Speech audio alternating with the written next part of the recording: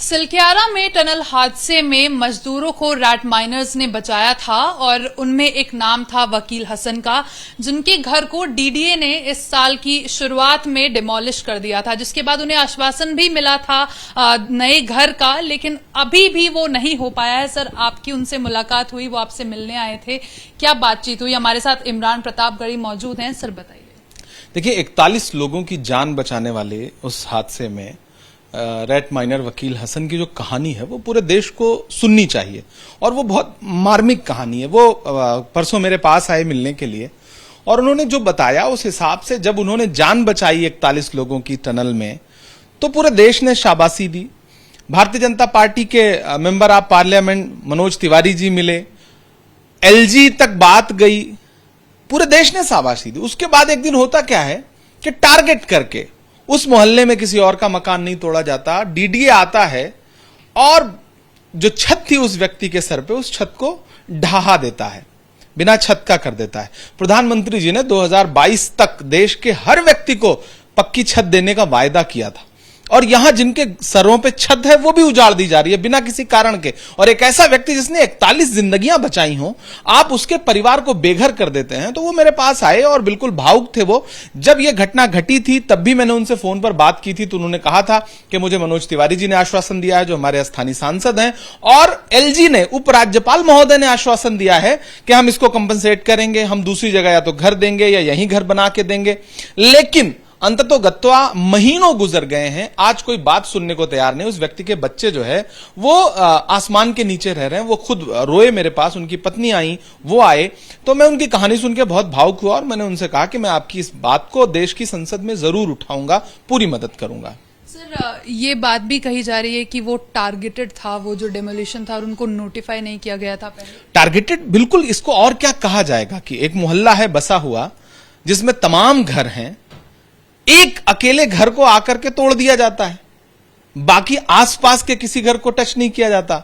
तो डीडीए के अधिकारियों को इसका मतलब जाहिर सी बात है पता था कि हमें इसी मकान को तोड़ना है, किसके आदेश पर उन्होंने तोड़ा है। तो ये टारगेटेड नहीं है तो और क्या है? और ऐसे व्यक्ति को आप टारगेट कर रहे हैं जिसने अभी हालिया दिनों में 41 जिंदगियां बचाई हैं, पूरे देश ने शाबाशी दी है उसको। तो ये कहानी देश को सुननी चाहिए, हर व्यक्ति को सुननी चाहिए कि अगर ऐसे लोग भी जो मसीहा की शक्ल में देश के सामने हैं, अगर आप उनके सरों की भी छत छीन ले रहे हैं तो फिर आपका नजरिया क्या है? सर, उन्होंने आपसे बातचीत की तो ये भी जरूर बात हुई होगी कि क्या कोई कॉन्वर्सेशन स्टार्ट हुआ है उनका इस पूरे हादसे के बाद मनोज तिवारी से या एलजी से आश्वासन के बाद? हाँ, उन्होंने ये कहा कि उनकी कई बार बातचीत हुई, लेकिन बस सिर्फ आश्वासन, वो राजनीतिक आश्वासन बन के रह गया है। एलजी ने ऑन रिकॉर्ड ये बात कही थी कि हाँ गलत हुआ है।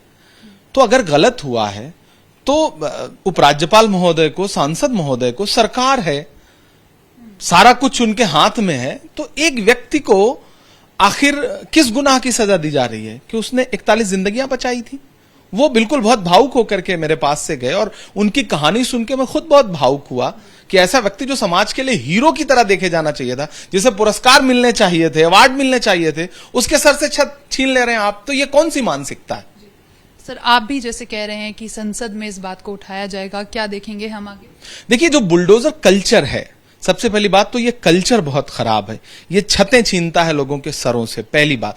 दूसरी बात ये कि उस व्यक्ति के पर्टिकुलर उस कहानी में तो मतलब इतने सारे मतलब उनका सपोर्ट करने के लिए इतना कुछ है कि मेरे अधिकार क्षेत्र में यह है कि मैं देश की संसद में अपने उस प्लेटफॉर्म का इस्तेमाल करूं और वकील हसन की कहानी को देश की संसद में उठाऊं ताकि पूरा देश समझ सके। मैं अपने चेयरमैन को कहूं, देश की संसद को कहूं, देश के प्रधानमंत्री को कहूं कि ऐसे व्यक्ति को तो आप बुलाइए, अवार्ड दीजिए, घर दीजिए, उसका सर मत, उसके सर से छत मत छीनिए। बहुत शुक्रिया सर आपका हमसे बात करने के लिए। तो आप सुन रहे थे सांसद इमरान प्रतापगढ़ी को और इनका कहना है कि वकील हसन की जो कहानी है उसको संसद में जरूर उठाया जाएगा और ये कोशिश रहेगी कि एक तरह से जो नाइंसाफी हुई है उसको लोगों के सामने लाया जाए। कैमरा पर्सन हसन के साथ मैं रिया जातुष्करन, एबीपी न्यूज, दिल्ली।